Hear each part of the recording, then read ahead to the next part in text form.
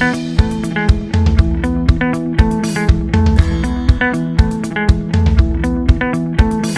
les voy a hablar de un tema en el que pretendo aterrizar un poco las charlas que han tenido hasta ahora. Finalmente se ha hablado de dislocación discursiva, de hegemonía, de cultura, pero institucionalmente en un país todas esas cosas se expresan en un sistema de reglas, de normas, que se llaman constitución. La verdad es que la discusión está muy contingente. Ustedes pueden ver noticias sobre esto todos los días. Y además, como decía muy bien Jorge en la mañana, es la madre de todas las batallas.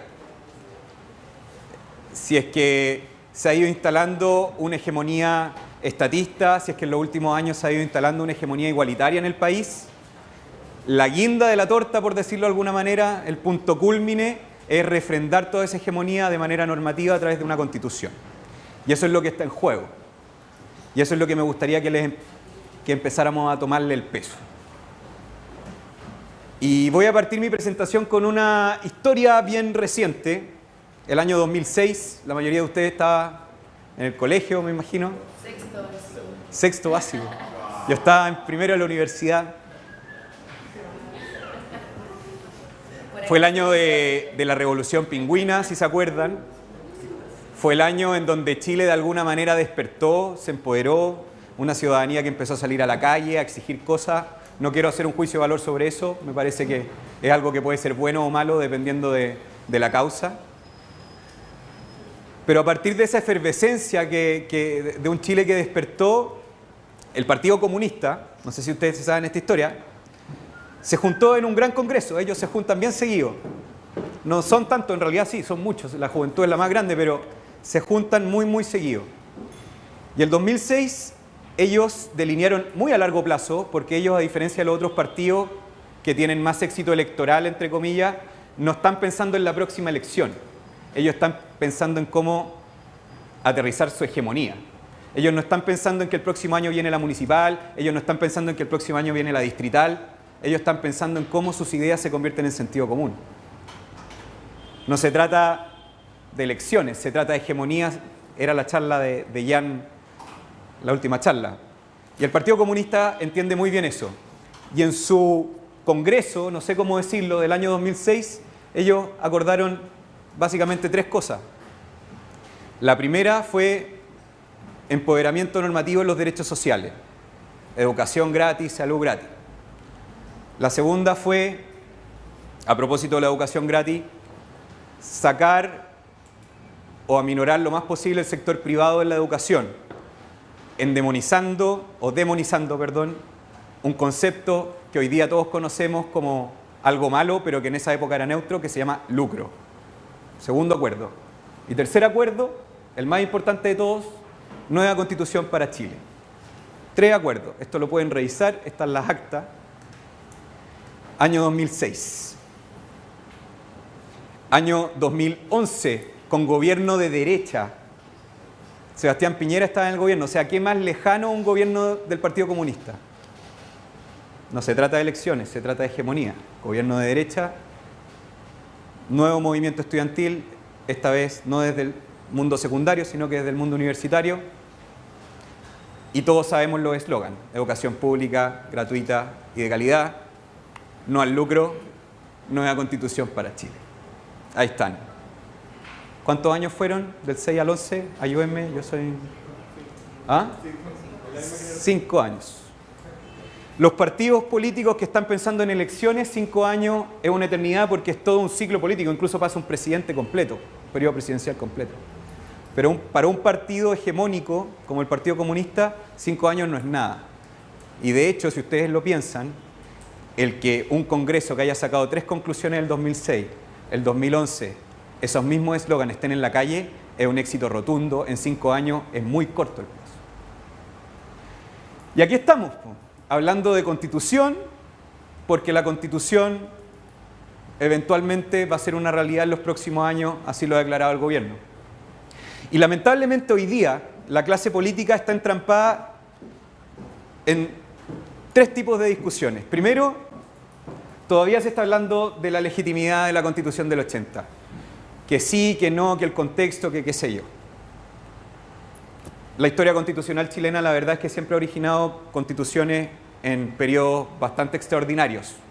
La Constitución del 33 se originó después de que los conservadores habían derrotado a los liberales. Diego Portales llega ahí con su Constitución del 33, la Constitución del 25 después de una guerra civil, un golpe de Estado, una junta de gobierno que después llama de vuelta a Alessandri y Alessandri establece una constitución presidencialista con un equipo de 7 personas, no hubo asamblea constituyente, nada. Constitución del 80, también golpe de Estado. Yo no quiero entrar en el juicio histórico de esto, pero no es raro para Chile tener constituciones que resuelven periodos fácticos, digamos. Nunca hemos tenido una asamblea constituyente, nunca hemos tenido... Pero sí, si abrimos los diarios y vemos las noticias, nos damos cuenta que hoy día parte de la discusión está en que qué tan legítima, qué tan ilegítima fue la Constitución del 80. Ese es un primer punto en el que hoy día la discusión está entrampada. Segundo punto, y aquí yo copié un texto del programa de gobierno de Michelle Bachelet. Las famosas trampas constitucionales, los enclaves autoritarios, tiene distintos nombres, los cerrojos institucionales. El programa de gobierno, la idea que recorre el texto actual, o sea, está hablando de la Constitución del 80, está sustentada en una desconfianza a la soberanía popular. De allí las diversas limitaciones a la voluntad popular mediante los mecanismos institucionales de contrapeso, fuerte a dicha voluntad, los quórum altos, etc. Este es un freno al desarrollo del país y a su gobernabilidad. O sea, aquí el programa de gobierno, que debería ser una instancia en donde nos dice un candidato qué es lo que quiere hacer de fondo, no, básicamente cuando habla de nueva constitución, el programa de gobierno de Michelle Bachelet, uno de los 3 ejes de su programa de gobierno, en vez de decirnos qué constitución quiere, con qué principios, inspirado en qué cosas, nos dice, no, la Constitución del 80 es mala. Por esto, por esto, por esto. Tampoco entramos en la discusión de fondo. Y por último, lo último de los supuestos en los que estamos entrampados hoy día es el famoso mecanismo que se va a ocupar para cambiar la Constitución. Asamblea Constituyente, comisión mixta entre diputados y senadores, comisión mixta entre parlamentarios y ciudadanos, plebiscito. Si ustedes abren los diarios nuevamente se van a encontrar con que todavía estamos acá. El periodo de discusión en el que está Chile, por lo tanto, hoy día es absolutamente formal. Pelar a la Constitución del 80 o defenderla, los sectores que quieran defenderla, hablar del mecanismo con el que se va a cambiar la Constitución o hablar de los famosos enclaves autoritarios que tiene la Constitución del 80 que afectan la gobernabilidad y una desconfianza en el pueblo y qué sé yo. Pero nadie ha dicho qué es lo que se quiere. ¿Cuál es el contenido? Lo único que sabemos hasta el momento es que la nueva Constitución política deberá elaborarse en un proceso democrático, institucional y participativo. De nuevo, forma. No sabemos qué va a hacer de eso. Le corresponderá al pueblo en su conjunto definir una nueva Constitución en un proceso democrático, institucional, participativo, pero no sabemos qué se quiere hacer. ¿Cuál es la necesidad que Chile tiene hoy día para generar una nueva Constitución? Y en función de esa necesidad, bueno, ¿qué principios van a inspirar la nueva Constitución? Un poquito de opinión pública a propósito de la Constitución. Y a propósito de que tiene que ser el pueblo en su conjunto el que la va a definir. 73% dijo no conocer materia alguna de la Constitución. Y es muy irónico porque básicamente el mismo 73% también está diciendo en otra encuesta que es necesario cambiar la Constitución. 84% afirma no conocer algún código o algún artículo de la Constitución. 87% afirma no conocer el principio de separación de poderes, principio básico de la Constitución. 82% afirma no conocer en qué consiste una asamblea constituyente. O sea, ¿qué les quiero demostrar con esto? Que se ha instalado en Chile un consenso de un 72% en el que si a la gente le preguntan, 7 de cada 10 dice sí, necesitamos nueva Constitución. Y si uno le hace una segunda pregunta, ¿y qué es la Constitución? ¿Qué hace? ¿Para qué sirve? ¿Cómo se imagina? No sé, no tengo idea, no sé para qué sirve. Vuelvo al tema de la hegemonía. Se instaló un concepto. Chile necesita una nueva Constitución. Y la gente lo repite. Está instalándose desde el 2006. Se dio muy fuerte el 2011. Y hoy día ya estamos hablando de nueva Constitución. Pero el contenido todavía no lo tenemos claro y la gente que se le pregunta en la calle, menos. Entonces, básicamente a partir de esta introducción yo quiero plantearles que el objetivo de esta presentación es tocar un poquito el fondo. cuál es la naturaleza real de una constitución, en función de esa naturaleza, qué principios liberales tiene una constitución y al conocerlos, ser nosotros agentes defensores de esos principios. Y en tercer lugar, a partir de esos principios, bueno, qué derechos nosotros tenemos que defender y en qué forma se van a estructurar esos derechos. Básicamente esa es la forma en que está estructurada la presentación. ¿En qué estamos hoy día? Ya nos presentaron un cronograma constitucional. Va a haber una etapa de educación cívica y constitucional, ya estamos en eso. Una segunda etapa de diálogos ciudadanos. Esos diálogos ciudadanos van a estar supervigilados por un consejo de observadores que de alguna u otra manera le van a dar legitimidad al proceso. Y vamos a estar más o menos 1 año y medio en esos procesos en donde se va a salir a Chile a preguntarle a la gente qué es lo que quiere la nueva Constitución, con la ironía de que no saben mucho lo que es una Constitución, pero bueno, vamos a salir a preguntarle a la gente para que en el cuarto punto, cuando eso esté listo, bueno, vamos a entregar estas bases ciudadanas profundas que surgieron de un debate profundo a través de todo Chile, de Arica a Punta Arenas, con un consejo de observadores que le dieron legitimidad al proceso, para que el Congreso, a partir de eso, diga, bueno, perfecto, y vamos a habilitar al Congreso siguiente, que es el Congreso próximo que viene en Chile, con una reforma constitucional, para que ellos decidan cómo se hace la nueva Constitución. O sea, aquí ya no estamos hablando si vamos a tener o no nueva Constitución, estamos hablando de, bueno, el próximo Congreso va a elegir las formas. O sea, ya hay un golazo ahí normativo tremendo en lo que nos propuso. Y así se hace hegemonía. Esta es la propuesta del gobierno y la propuesta del gobierno termina en un punto final en donde dice, bueno, y después de todo eso vamos a decidir cómo vamos a tener una nueva Constitución. Pero eso ya lo dan por hecho, ya es una realidad. Y las opciones son el mismo Congreso, una opción mixta en donde estén parlamentarios y ciudadanos, una asamblea constituyente en donde no sé de qué forma toda la gente se organice para hacer la nueva Constitución, o por último, y que creo yo que va a ser lo que va a pasar, un plebiscito donde todos elijan cuál de estas 3 opciones anteriores se va a realizar. En eso estamos. Para que al final, no sé por qué mecanismo, eso está pendiente, como dice la Constitución actual, hay un plebiscito de ratificación en donde se diga Constitución año 2018, sí, no, probablemente se va a hacer el texto, va a tener algunas otras cosas más, les aseguro que van a meter muchos golazos en esa papeleta. Y ahí terminamos con una nueva Constitución para Chile. O sea, ¿qué les quiero decir con todo esto? Esto es una realidad. No sacamos nada a seguir entrampados en defender o no defender la Constitución del 80, no seguimos nada en estar entrampados en el mecanismo, porque al final ya está más o menos diseñado, cocinado por el gobierno. No seguimos nada, seguir entrampados en que el enclave autoritario de los 4/7, de los 3/5, porque al final la nueva Constitución va. Por lo tanto, lo que tenemos que empezar a hablar, bueno, este es un gran ejemplo de educación cívica que se está dando hoy día en donde, no sé si lo han visto, en donde además el Estado nos está diciendo los conceptos con los cuales tenemos que empezar la discusión. O sea, el Estado está poniendo una versión oficial de conceptos con los que tenemos que discutir. En vez de darle esta plata a la sociedad civil para que ellos vean de qué manera se enfocan. Estamos en esto. Y a mí lo que me gustaría transmitirles es que yo creo que nosotros estamos llamados a abstraernos un poquito de la contingencia, abstraernos un poquito de estos 3 puntos en los que hoy día está entrampada la discusión, reconocer que la nueva Constitución de alguna u otra forma se viene y va a ser una realidad y por lo tanto prepararnos para defender la libertad en esa nueva Constitución. Como decía Jorge, hoy día la gente ya se puso de acuerdo en hacer el asado. El asado es el próximo sábado. Y frente a eso no tenemos mucho. No, ¿para qué nos vamos a entrampar que el último asado fue malo? Que no, si el próximo asado va igual el sábado. ¿Para qué nos vamos a entrampar si en el asado anterior hubo guachalomo y filete y mucha longaniza y le faltó pollo? El próximo sábado hay un asado.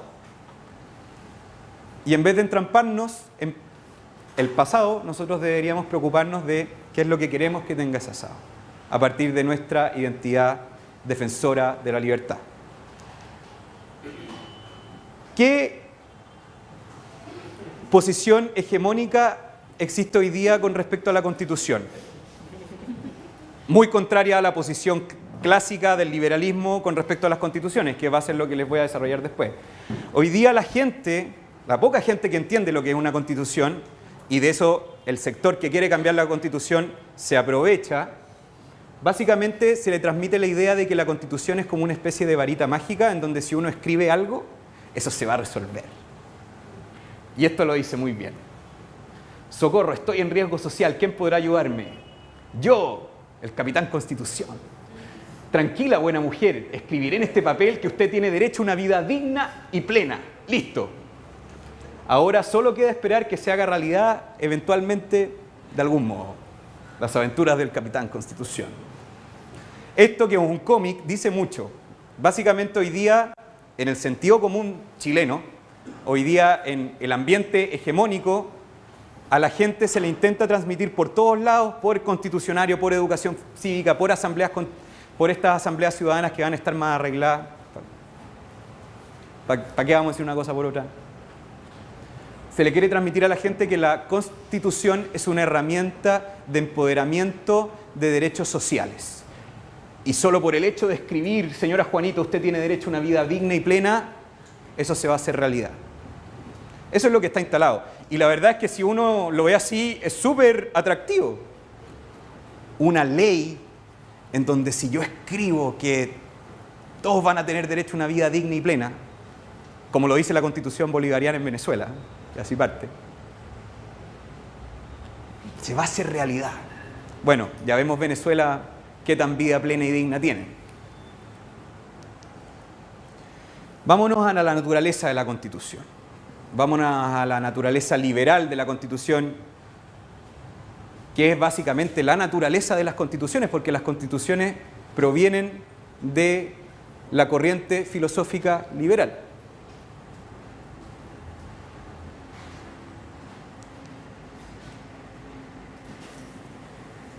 Las constituciones para el liberalismo son una herramienta normativa y consensuada de limitación al poder del Estado y al monopolio de la fuerza que éste tiene. Es súper simple. Eso es una constitución para el mundo liberal. No es una herramienta para hacer que la gente tenga vida digna, no es una varita mágica que la gente va a hacer que tenga vida plena, no, es una herramienta normativa y consensuada que logra que las personas puedan protegerse frente al poder. Frente al poder del Estado, que es el órgano que tiene el monopolio de la fuerza. Aquí hay una cita muy buena de Popper. El principal problema de la política no es cómo elegir a los líderes, sino cómo restringirlos una vez que estos tienen el poder. Eso es una constitución. Una herramienta consensuada de protección frente al poder del Estado que tiene el monopolio de la fuerza y un acuerdo mínimo que delimita las reglas del juego. Perdonen que vuelva a la Constitución bolivariana de Venezuela, pero tiene como más de 300 páginas, porque básicamente tratan de regular todo. Se ponen en el caso que si uno va por la calle y te cae un macetero por la... No sé si tanto, pero tratan de regular todo.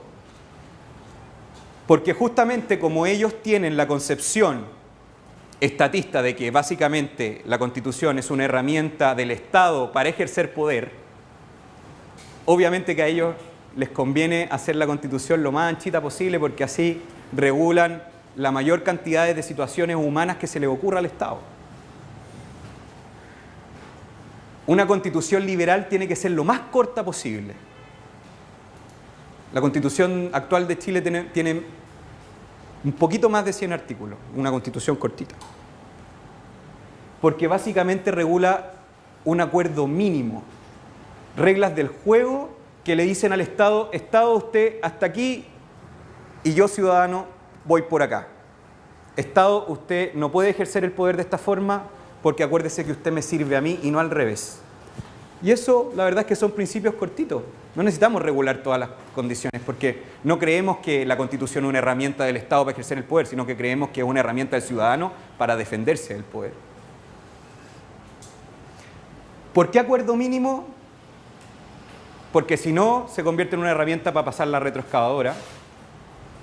Y hoy día muchas reformas que no se han podido hacer porque la Constitución le ha puesto freno, se podrían hacer porque estarían reguladas constitucionalmente, y lo dice la Constitución, y no habría ninguna norma superior que las detuviera.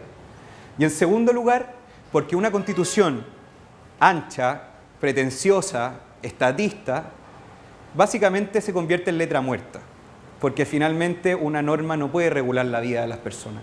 Esa es otra razón por la cual las constituciones tienen que ser chiquititas. Influencia en Chile.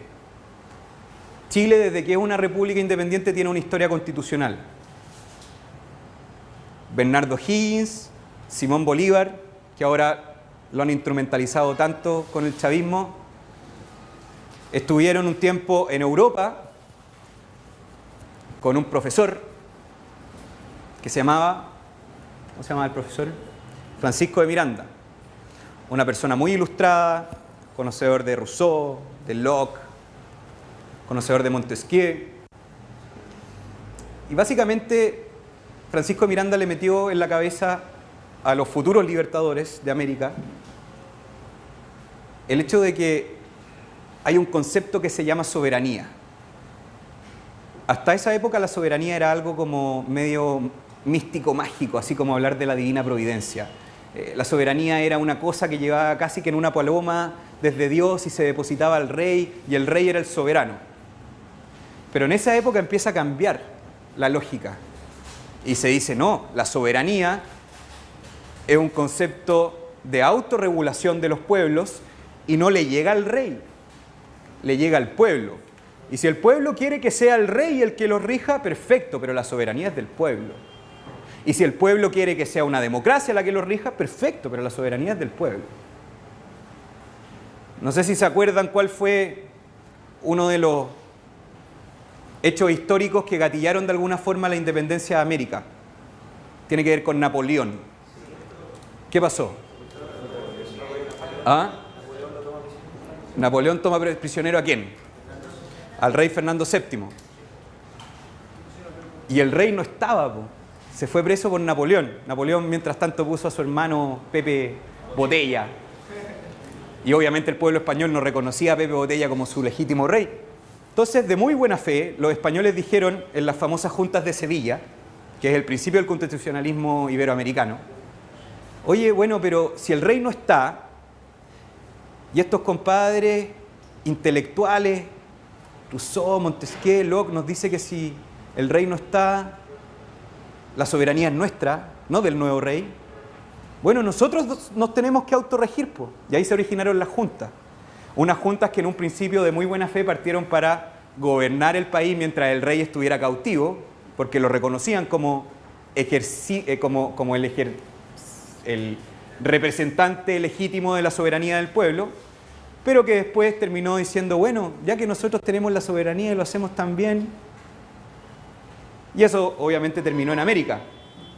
Por lo tanto, la historia de Chile tiene desde su origen, literalmente, desde su origen republicano, una historia constitucional. En 1810 ya teníamos un primer ensayo constitucional que lo hizo don Juan Egaña, diciendo básicamente 4 cosas.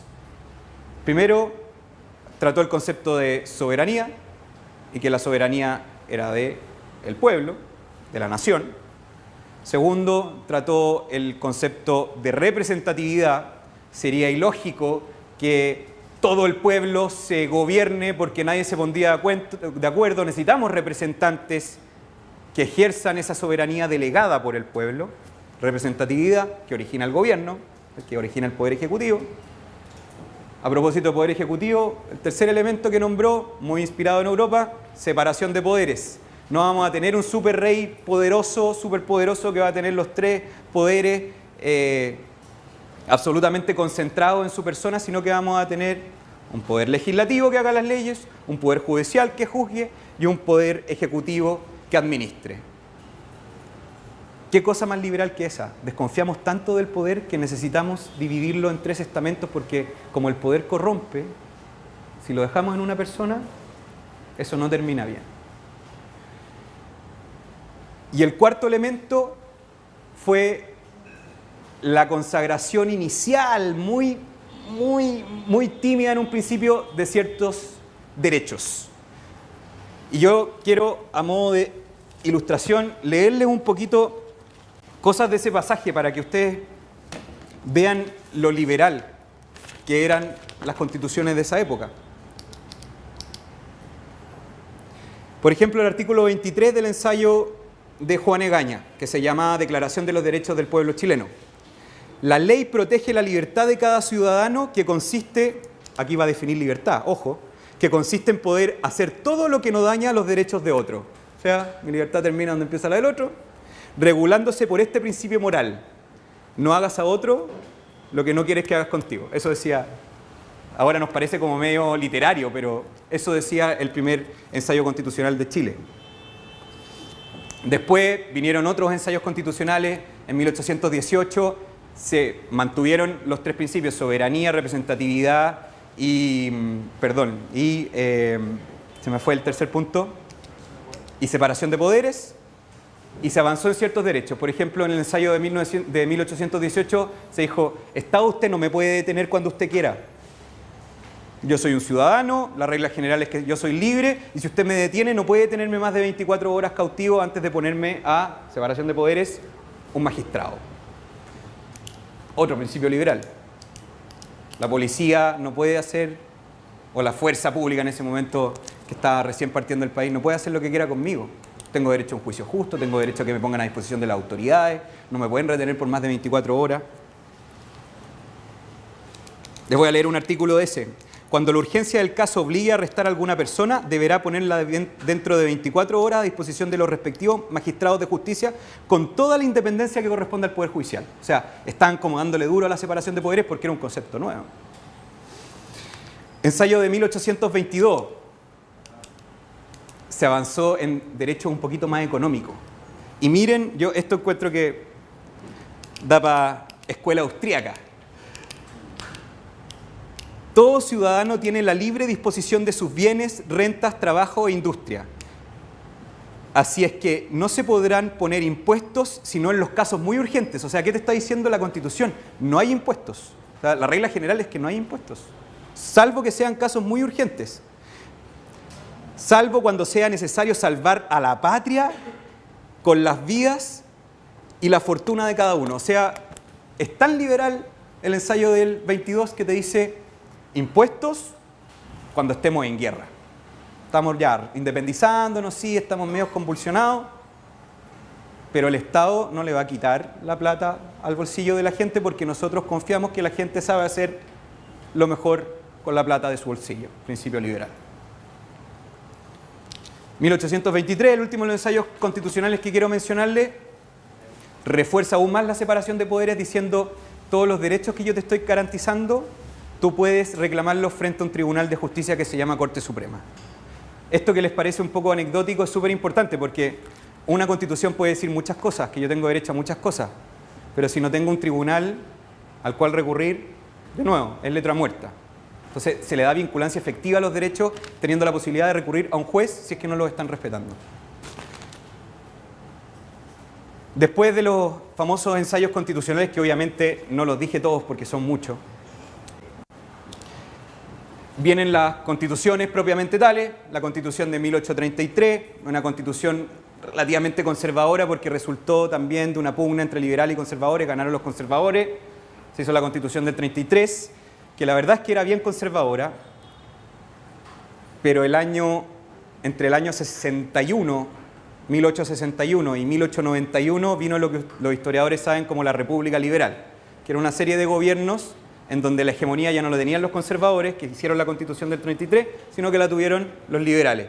Y ahí vinieron todas las reformas liberales: cementerio laico, libertad de culto, libertad de enseñanza, derecho a reunión y asociación, que fueron reformas constitucionales. ¿Por qué? De nuevo, les juro que me voy a salir de la parte específica legalista de formación profesional, pero ¿por qué de nuevo les quiero representar esto? Porque demuestra también que una constitución que nace con una hegemonía A, perfectamente al ser reformada, puede transmitir una hegemonía B. Una constitución conservadora como la del 33, teniendo las mayorías parlamentarias que correspondían, el año 72 era absolutamente una constitución distinta, tanto que cambió desde un sistema presidencialista, entre comillas, a un sistema parlamentario, que terminó el año 91, perdón, que se impuso el año 91 con Balmaceda, cuando murió Balmaceda. yo creo que les quedó más o menos claro. Chile desde su independencia... Uy, que se ve pixeleada la foto.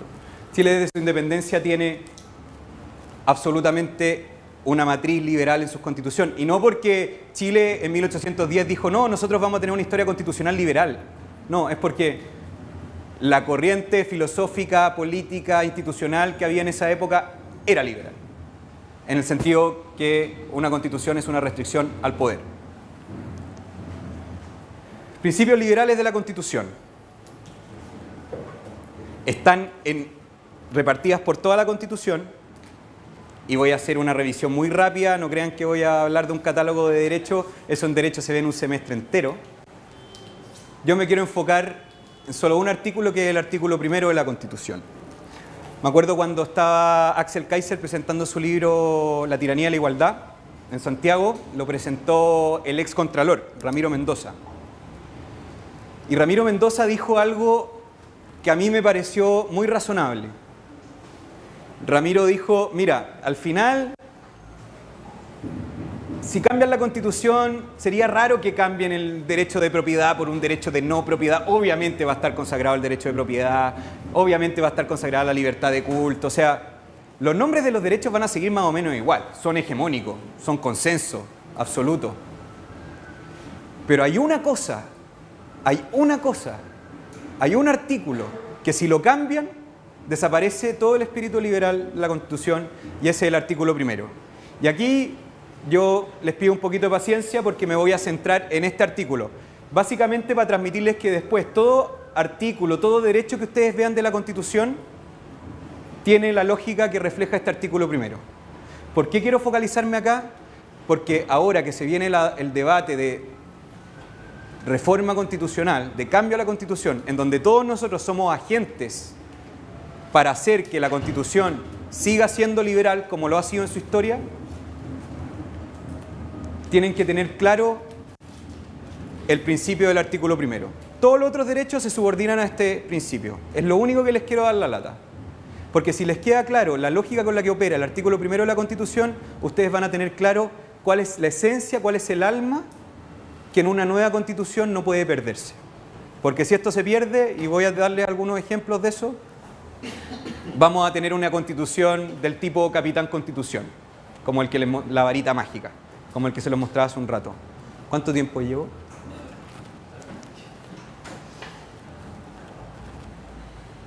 Es una guagüita, acaba de nacer.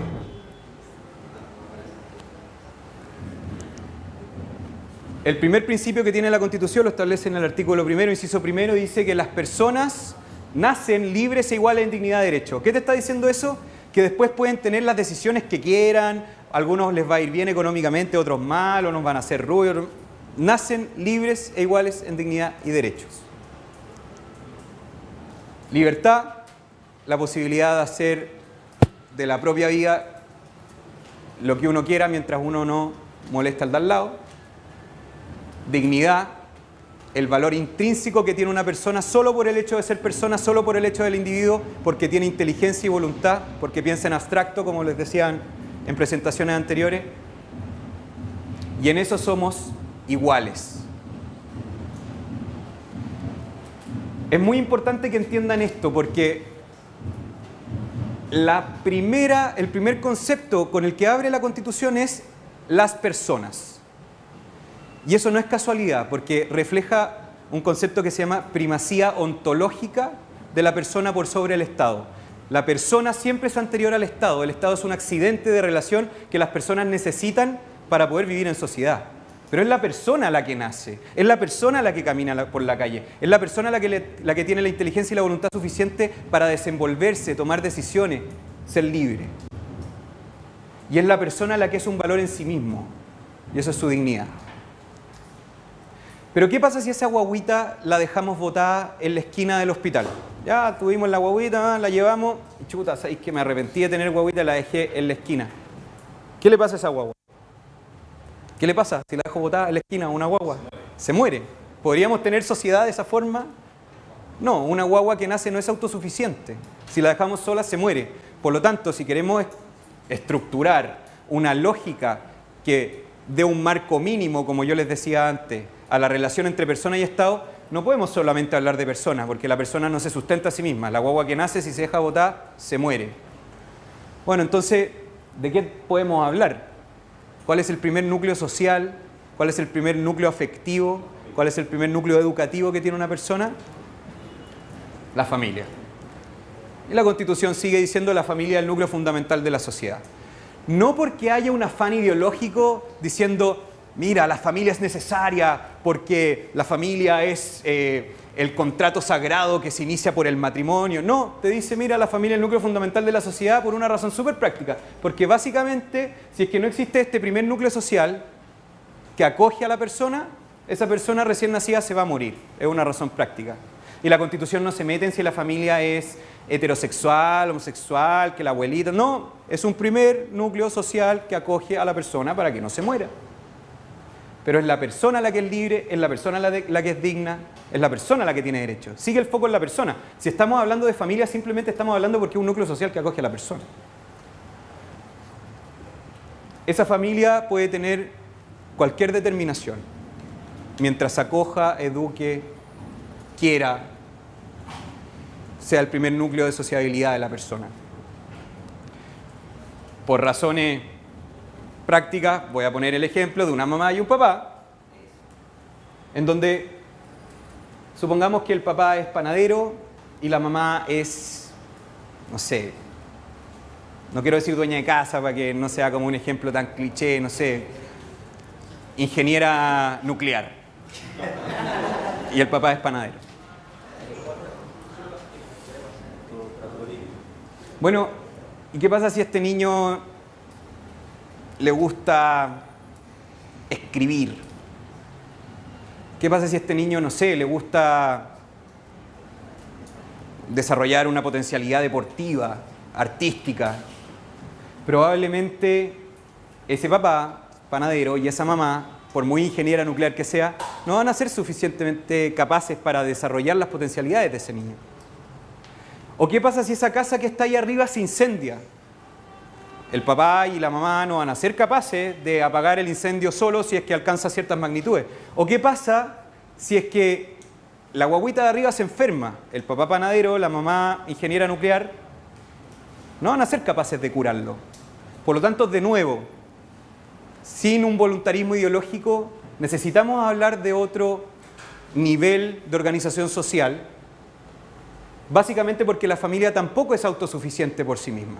Así como la guagua se moría sola, la familia, si no está en sociedad, tampoco funciona tan bien. Y aquí vamos a hablar de la sociedad civil, los cuerpos intermedios, como quieran llamarle, que básicamente son agrupaciones de personas que se juntan en función de un fin: educar, curar, apagar incendios, lucrar si es una empresa, etcétera, etcétera, etcétera. Y de nuevo, si se pone el acento acá, no es por un afán voluntarista ideológico, sino que es porque efectivamente esa guagua que está en esa familia necesita de ciertos cuerpos que se organizan con ciertos fines para satisfacer sus necesidades. De nuevo, estamos hablando de la persona y necesitamos satisfacer sus necesidades. La familia no era suficiente, necesitamos sociedad civil. Y ahí está el bombero, ahí está el médico, ahí está el profesor de literatura, que eran los ejemplos que yo les daba. Entonces, ¿qué dice la Constitución en el artículo 1, inciso 3? Dice, el Estado reconoce y ampara a los cuerpos intermedios, todo este sector de sociedad civil, a través de los cuales se organiza y estructura la sociedad. Y como estos cuerpos intermedios se organizaron en función de un fin específico para satisfacer necesidades de la familia y de la persona, el Estado les debe reconocer su adecuada autonomía para cumplir ese propio fin específico. Principio de autonomía. Si los bomberos se organizaron para apagar incendios, que sean lo suficientemente autónomos para apagar incendios. ¿Por qué va a venir al Estado a imponerle que porque necesitamos profundizar la democracia, antes de manejar el carro bomba de los bomberos tenemos que votar por el conductor? Si el fin específico de los bomberos es apagar incendios, ¿por qué el Estado va a llegar a imponerme una condición organizativa que afecte ese fin específico que es apagar incendios? Probablemente si me pongo a votar quién va a ser el conductor antes de cada incendio, la casa se va a quemar. Yo sé que es un ejemplo ridículo, pero hoy día pasa con las universidades. Hoy día el gobierno dice, universidad, si tú no te organizas de esta forma, primero, yo no te voy a dar plata, olvídate de la gratuidad. Segundo, qué poco democrática eres. O sea, el principio de autonomía básicamente dice, mira, el cuerpo intermedio está estructurado en función de un fin específico, yo voy a respetar la autonomía que tiene ese cuerpo para organizarse y cumplir de manera eficiente ese fin. ¿Por qué? No porque el cuerpo intermedio sea un fin en sí mismo, sino que porque ese fin, de nuevo, ¿quién es el digno, quién es el que camina por la calle? Satisface necesidades de la persona. Siempre el foco está en la persona. Principio de autonomía. Principio de subsidiariedad. Tiene que ver con el Estado. Si hay una persona que nace libre, que nace igual en dignidad y derechos, que tiene la capacidad de saber qué es lo que quiere hacer con su vida, que tiene la capacidad de elegir qué es lo que quiere desarrollar en su vida, por ejemplo, ser panadero, ¿por qué el Estado le va a quitar a esa persona que eligió libremente dedicarse a esa actividad lucrativa? ¿Por qué el Estado le va a quitar a esa persona la posibilidad de desarrollarse monopolizando la producción del pan? ¿Se entiende, no? De nuevo, no es un principio de voluntarismo ideológico, básicamente es decir, si estamos diciendo que la persona es libre, si estamos diciendo que la persona es digna y es lo suficientemente inteligente para hacer de su vida como lo que quiera, y no solamente eso, si estamos diciendo que además es absolutamente autónoma para organizarse y cumplir otros fines que necesitan organización, ¿por qué el Estado va a monopolizar esas actividades? Por lo tanto, el principio de subsidiariedad es básicamente el principio en virtud del cual el Estado debe actuar en la medida en que los particulares, la persona, la que tiene el foco, la que es digna, la que es libre, no quiera o no pueda hacerlo. Y de nuevo, no por un afán lucrativo, de individualista, no. Porque si no afectamos la libertad. Y no solamente afectamos la libertad, afectamos la posibilidad de ese papá de sustentar a su familia con una actividad económica, como tener una panadería. Y no solamente le afectamos su bolsillo, le afectamos su orgullo de poder sostener a su familia con su decisión libre de ser panadero. Por último, el último de los incisos que señalan la lógica constitucional con la que funcionamos actualmente es el principio de servicialidad. Está en el inciso 4 del artículo 1 de la Constitución y dice que el Estado está al servicio de la persona humana, lo hemos dicho todo el rato, o sea, esto iba para abajo porque no era autosuficiente, la familia no era autosuficiente, los cuerpos intermedios, la sociedad civil tenían que ser autónomas y tenían que dejarlos actuar, y el Estado, que obviamente tiene que existir porque hay cosas que los cuerpos intermedios no pueden hacer, como cobrar impuestos, como defender la soberanía nacional a través de las Fuerzas Armadas, etcétera, etcétera. Bueno, si el Estado existe, que quede claro que existe porque está al servicio de la persona humana. Porque si llegamos en esta escalerita a hablar de Estado, fue simplemente porque necesitábamos satisfacer las necesidades de una persona que era libre y digna.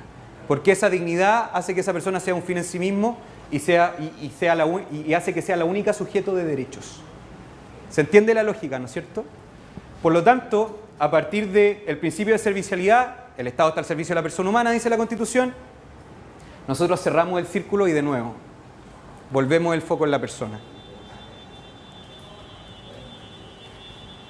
El Estado está al servicio de la persona humana y su finalidad es promover el bien común, para lo cual el Estado deberá contribuir a generar las condiciones que hagan que todos y cada uno de los miembros de la comunidad nacional alcancen su mayor realización material y espiritual posible. Eso dice el inciso 4. Y ahí nos aparece el concepto de bien común.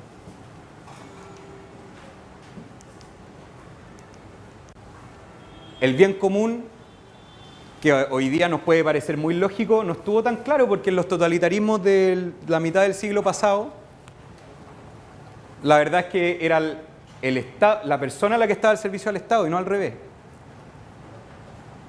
El bien común, que hoy día nos parece tan lógico y tan manoseado, hasta hace poquito tiempo atrás, era básicamente un concepto que te decía que el bien común es el bien de la mayoría. Por lo tanto, si hay una mayoría que quiere atropellar a una minoría, nos da lo mismo. Somos el pueblo alemán y tenemos en nuestro país una minoría que nos quita los empleos y nos viene a mandar en nuestro país, son judíos. Bueno, son una minoría, no es nuestro bien común, exterminémoslo. Eso pasó hace poquito tiempo atrás. Por lo tanto, el que la Constitución diga que el bien común es el bien de todos, sí, y de cada uno, del individuo, es un avance jurídico muy importante, porque reconoce la individualidad del sujeto, el sujeto como un individuo digno, un fin en sí mismo, no como una parte de un engranaje mayoritario, de una abstracción que podría llamarse el sagrado pueblo alemán. Por lo tanto, el Estado debe contribuir a generar las condiciones necesarias para que todos y cada uno de los miembros de la comunidad nacional alcancen su mayor realización material, es importante, y espiritual posible. Pero el Estado es un generador de condiciones, no de resultados. Porque si el Estado comienza a generar resultados en vez de condiciones, caemos en este afán igualitarista en donde todos sean iguales. En vez de generar oportunidades, en donde todos sean distintos, pero en función de sus méritos. Como les decía, y ya voy terminando, si ustedes entienden esto, y da lo mismo que esto esté en la Constitución del 80, podría haber estado en la del 25, y de hecho está de cierta manera, podría estar en la del 33, y de hecho está de cierta manera, pero esta lógica que pone el foco siempre ahí arriba, es la lógica que no podemos perder en la nueva Constitución. Yo podría hablar de un montón de prerrogativas, la primera generación que son los derechos individuales, la segunda generación que partieron con la Constitución del 25 que son los derechos sociales, y la tercera generación que son los derechos difusos como el derecho al medio ambiente. Básicamente se subordinan a la idea de primacía de la persona humana, la familia como núcleo, autonomía, subsidiariedad, la sociedad se estructura a través de los cuerpos intermedios y servicialidad. Y hoy día la discusión está en esto, porque aquí no tenemos problemas, es un derecho del individuo y al individuo lo vamos a servir. Pero aquí están los problemas, porque al hablar de derechos sociales no está hablando de los derechos de un individuo, el sujeto de derecho es un conjunto, es el país, es el pueblo, son los estudiantes. Y ahí, ¿qué es lo que está haciendo la Constitución? ¿Y qué es lo que pretende hacer la Constitución? Acuérdense del dibujito del Capitán Constitución. Es establecer resultados y no condiciones. Y ahí empieza a quedar la embarrada, porque el resultado de uno es la metida en el bolsillo de otro. Y los de tercera generación, bueno, el sujeto de derecho es algo tan difuso como el medio ambiente, pero se entiende que nosotros queremos proteger el medio ambiente porque básicamente tener un medio ambiente libre de contaminación es importante para la persona. ¿Se entiende, cierto? Todos estos derechos, libertades civiles, orden público económico, que ahí está el 19 número 21 que expresa el principio de subsidiariedad muy bien. Las empresas los privados pueden hacer toda actividad económica que deseen mientras no sea contrario a la moral, al orden público y las buenas costumbres. Y si el Estado quiere generar una actividad económica, tiene que ser por ley de quórum calificado. O sea, está diciéndole a los parlamentarios, discutan a ver si al Estado le compete. Los particulares pueden, los particulares no pueden hacer esa actividad económica. ¿Por qué el Estado se va a meter? Y eso lo deja la discusión parlamentaria. Igualdad ante la ley, igualdad de las cargas, no discriminación arbitraria. ¿Por qué no quiero entrar en estos detalles? Porque no quiero seguir siendo latero, primero, y segundo, porque básicamente todos siguen la misma lógica que ya les expliqué con el artículo primero. Ahí está la esencia. Un niño bueno para la pelota o para el atletismo. Tiene su familia, su papá, su mamá, se dieron cuenta que el niño era bueno para la pelota. Bueno, entonces dicen, oye, yo la verdad es que como ingeniera nuclear y yo como panadero, bueno, no podemos enseñarle mucho de atletismo o de fútbol. Bueno, pero la sociedad civil tiene establecimientos educacionales en donde hay un interés y un enfoque especial al deporte. Vamos para allá. Y van. Con otras familias, con otros niños buenos para el deporte. Y la raja, porque están satisfaciendo la necesidad del niño bueno para el deporte. Los papás, mejor que nadie, se dieron cuenta de eso, lo llevaron al colegio. Y el niño probablemente termina siendo medalla de oro en la Olimpiada de no sé dónde. Pero llega el señor Estado, reforma educacional, esto es lo que está pasando ahora, ¿eh? No les estoy planteando un caso hipotético, que dice, mira, lo que pasa es que sí, tú hiciste este colegio, pero acuérdate que yo te presté plata porque financiamiento mixto, y no sé, como que no me gusta esto de que salgan niños buenos para la pelota porque no, en mis colegios públicos como que los niños no son buenos para la pelota, entonces eso genera desigualdad y, ay, no sé, no. Oye, ¿te pago para expropiarte tu colegio? El 85% de la famosa reforma tributaria que se hizo para la famosa reforma educacional se gastó en comprar fierro y ladrillo de colegios particulares subvencionados. ¿Por qué? Porque no, es que generan desigualdad, segregación. Imagínate un niño que corre más rápido que otro. Saquemos los patines. Y eso lo dijo el ministro de Educación de la época. ¿Por qué? Porque yo quiero que las personas entren a mis colegios con mis currículums, con mis definiciones, con mis recursos, salgan con mis ideas. Y así yo controlo el poder. ¿Qué está pasando? Que, como se dan cuenta, la Constitución está siendo un obstáculo permanente para el gobierno en hacer este tipo de reforma. Ahora entendemos también por qué la quieren cambiar. Último ejemplo, y con esto les juro que termino. Reforma tributaria. Tenemos una persona que es digna, libre, todo, ya lo sabemos. Tenemos una familia, tenemos al panadero y tenemos a la ingeniera nuclear. Y el panadero se puso con su panadería, po. Si esa es su actividad, con eso manda al hijo al colegio para atletas. Y sabéis que el pan es rico. Y es rico, ¿sabéis por qué? Porque no llega al Estado a decirme la receta del pan. Es rico, ¿sabéis por qué? Porque yo lo hago rico y así lo compra más gente y no llega al Estado a fijarme el precio en el que tengo que comprar el pan. Principio de autonomía. Y llega la gente. Y llega más gente. Y chucha, se me está quedando chica la panadería. Necesito comprarme un horno. No, necesito comprarme 2 hornos. Porque la gente llega a comprar el pan rico que hago yo libremente sin que el Estado me fije el precio ni me ponga el ingrediente diciéndome cuánta harina le tengo que poner al pan.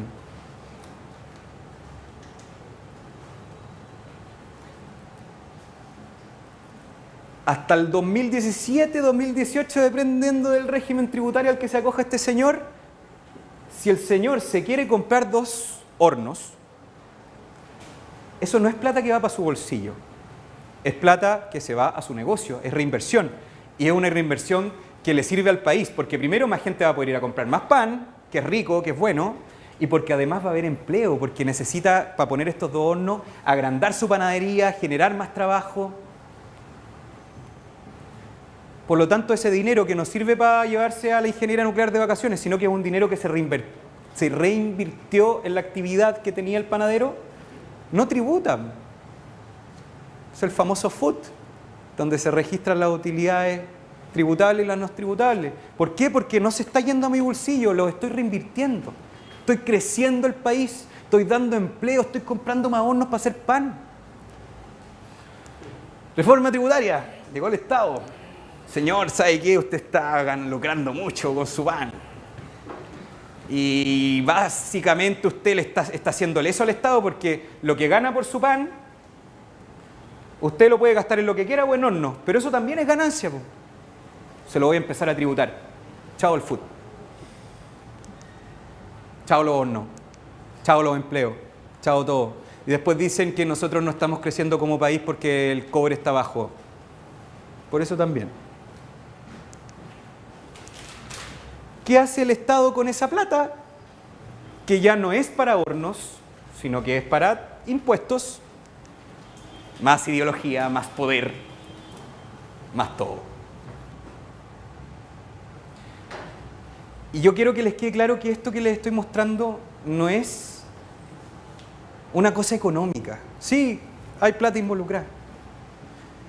Es una cosa ética, mucho más profunda, es libertad, es permitirle al panadero hacer su negocio, es permitir que el país crezca, es permitir que, así como hay una ideología oficial del Estado, haya muchas visiones de vivir la vida. Y estas lógicas lo impiden. Y eso es lo que está en juego.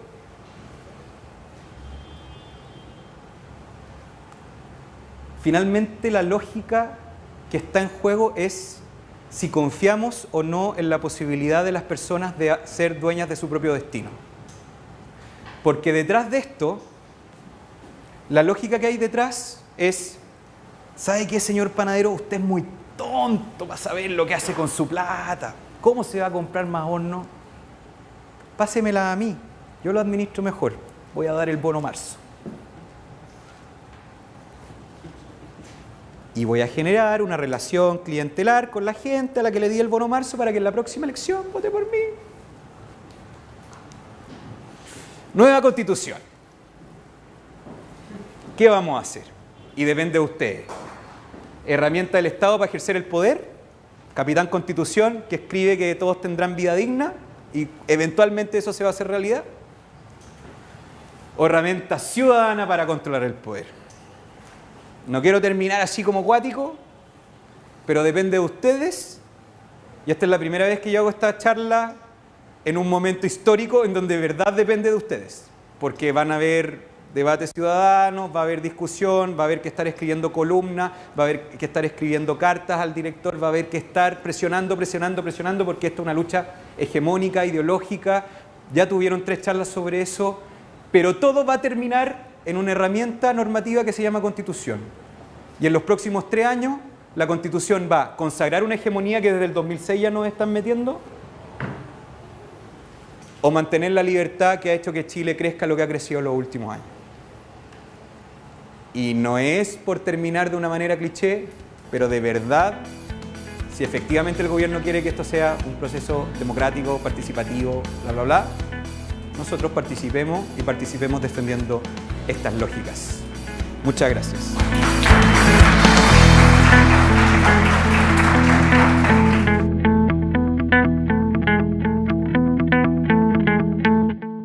De un Chile que despertó, el Partido Comunista, no sé si ustedes saben esta historia, se juntó en un gran congreso. Ellos se juntan bien seguido. No son tantos, en realidad sí, son muchos. La juventud es la más grande, pero se juntan muy, muy seguido. Y el 2006 ellos delinearon muy a largo plazo, porque ellos, a diferencia de los otros partidos que tienen más éxito electoral, entre comillas, no están pensando en la próxima elección. Ellos están pensando en cómo aterrizar su hegemonía. Ellos no están pensando en que el próximo año viene la municipal, ellos no están pensando en que el próximo año viene la distrital, ellos están pensando en cómo sus ideas se convierten en sentido común. No se trata de elecciones, se trata de hegemonías. Era la charla de Jan, la última charla. Y el Partido Comunista entiende muy bien eso.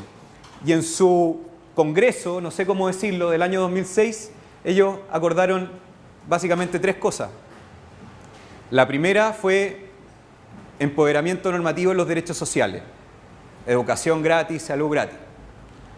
La segunda fue, a propósito de la educación gratis, sacar o aminorar lo más posible el sector privado en la educación, demonizando, un concepto que hoy día todos conocemos como algo malo, pero que en esa época era neutro, que se llama lucro. Segundo acuerdo. Y tercer acuerdo, el más importante de todos, nueva Constitución para Chile. 3 acuerdos. Esto lo pueden revisar, están las actas. Año 2006. Año 2011, con gobierno de derecha. Sebastián Piñera estaba en el gobierno. O sea, ¿qué más lejano un gobierno del Partido Comunista? No sé, realmente se van a encontrar con que todavía estamos acá. El periodo de discusión en el que está Chile, por lo tanto, hoy día es absolutamente formal. Pelar a la Constitución del 80 o defenderla, los sectores que quieran defenderla, hablar del mecanismo con el que se va a cambiar la Constitución o hablar de los famosos enclaves autoritarios que tiene la Constitución del 80 que afectan la gobernabilidad y una desconfianza en el pueblo y qué sé yo. Pero nadie ha dicho qué es lo que se quiere. ¿Cuál es el contenido? Lo único que sabemos hasta el momento es que la nueva Constitución política deberá elaborarse en un proceso democrático, institucional y participativo. De nuevo, forma. No sabemos qué va a hacer de eso. Le corresponderá al pueblo en su conjunto definir una nueva Constitución en un proceso democrático, institucional, participativo, pero no sabemos qué se quiere hacer. ¿Cuál es la necesidad que Chile tiene hoy día para generar una nueva constitución? Y en función de esa necesidad, bueno, ¿qué principios van a inspirar la nueva constitución? Un poquito de opinión pública a propósito de la constitución y a propósito de que tiene que ser el pueblo en su conjunto el que la va a definir. 73% dijo no conocer materia alguna de la constitución. Y es muy irónico porque básicamente el mismo 73% también está diciendo en otra encuesta que es necesario cambiar la Constitución. 84% afirma no conocer algún código o algún artículo de la Constitución. 87% afirma no conocer el principio de separación de poderes, principio básico de la Constitución. 82% afirma no conocer en qué consiste una asamblea constituyente. O sea, ¿qué les quiero demostrar con esto? Que se ha instalado en Chile un concepto de elecciones, se trata de hegemonía, gobierno de derecha, nuevo movimiento estudiantil, esta vez no desde el mundo secundario, sino que desde el mundo universitario. Y todos sabemos los eslogans: educación pública, gratuita y de calidad, no al lucro, nueva constitución para Chile. Ahí están. ¿Cuántos años fueron? Del 6 al 11, ayúdenme, yo soy... ¿Ah? 5 años. Los partidos políticos que están pensando en elecciones, 5 años es una eternidad porque es todo un ciclo político, incluso pasa un presidente completo, un periodo presidencial completo. Pero para un partido hegemónico como el Partido Comunista, 5 años no es nada. Y de hecho, si ustedes lo piensan, el que un Congreso que haya sacado 3 conclusiones del 2006, el 2011, esos mismos eslóganes estén en la calle, es un éxito rotundo. En 5 años es muy corto el plazo. Y aquí estamos, hablando de constitución, porque la constitución eventualmente va a ser una realidad en los próximos años, así lo ha declarado el gobierno. Y lamentablemente hoy día la clase política está entrampada en 3 tipos de discusiones. Primero, todavía se está hablando de la legitimidad de la Constitución del 80. Que sí, que no, que el contexto, que qué sé yo. La historia constitucional chilena, la verdad es que siempre ha originado constituciones en periodos bastante extraordinarios. La Constitución del 33 se originó después de que los conservadores habían derrotado a los liberales. Diego Portales llega ahí con su Constitución del 33, la Constitución del 25 después de una guerra civil, un golpe de Estado, una junta de gobierno que después llama de vuelta a Alessandri y Alessandri establece una constitución presidencialista.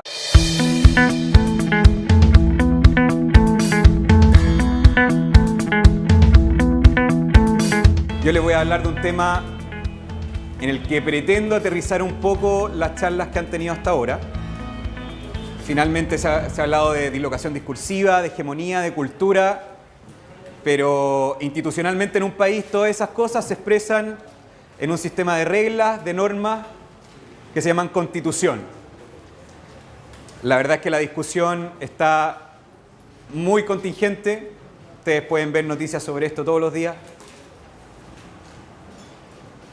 Y además, como decía muy bien Jorge en la mañana, es la madre de todas las batallas. Si es que se ha ido instalando una hegemonía estatista, si es que en los últimos años se ha ido instalando una hegemonía igualitaria en el país, la guinda de la torta, por decirlo de alguna manera, el punto cúlmine, es refrendar toda esa hegemonía de manera normativa a través de una constitución. Y eso es lo que está en juego. Y eso es lo que me gustaría que empezáramos a tomarle el peso. Y voy a partir mi presentación con una historia bien reciente. El año 2006, la mayoría de ustedes estaba en el colegio, me imagino. Sexto básico. Sexto básico. Yo estaba en primero de la universidad. Fue el año de la Revolución Pingüina, si se acuerdan. Fue el año en donde Chile de alguna manera despertó, se empoderó, una ciudadanía que empezó a salir a la calle, a exigir cosas. No quiero hacer un juicio de valor sobre eso, me parece que es algo que puede ser bueno o malo dependiendo de la causa. Pero a partir de esa efervescencia que con un equipo de 7 personas, no hubo asamblea constituyente, nada, Constitución del 80, también golpe de Estado. Yo no quiero entrar en el juicio histórico de esto, pero no es raro para Chile tener constituciones que resuelven periodos fácticos, digamos. Nunca hemos tenido una asamblea constituyente, nunca hemos tenido... Pero sí, si abrimos los diarios y vemos las noticias, nos damos cuenta que hoy día parte de la discusión está en que qué tan legítima, qué tan ilegítima fue la Constitución del 80. Ese es un primer punto en el que hoy día la discusión está entrampada. Segundo punto, y aquí yo copié un texto del programa de gobierno de Michelle Bachelet. Las famosas trampas constitucionales, los enclaves autoritarios, tiene distintos nombres, los cerrojos institucionales. El programa de gobierno, la idea que recorre el texto actual, o sea, está hablando de la Constitución del 80, está sustentada en una desconfianza a la soberanía popular. De allí las diversas limitaciones a la voluntad popular mediante los mecanismos institucionales de contrapeso, fuerte a dicha voluntad, los quórum altos, etc. Este es un freno al desarrollo del país y a su gobernabilidad. O sea, aquí el programa de gobierno, que debería ser una instancia en donde nos dice un candidato qué es lo que quiere hacer de fondo, no, básicamente cuando habla de nueva constitución el programa de gobierno de Michelle Bachelet, uno de los 3 ejes de su programa de gobierno, en vez de decirnos qué constitución quiere, con qué principios, inspirado en qué cosas, nos dice, no, la constitución del 80 es mala. Por esto, por esto, por esto. Tampoco entramos en la discusión de fondo. Y por último, lo último de los supuestos en los que estamos entrampados hoy día es el famoso mecanismo que se va a ocupar para cambiar la Constitución. Asamblea Constituyente, comisión mixta entre diputados y senadores, comisión mixta entre parlamentarios y ciudadanos, plebiscito. Si ustedes abren los diarios nuevamente,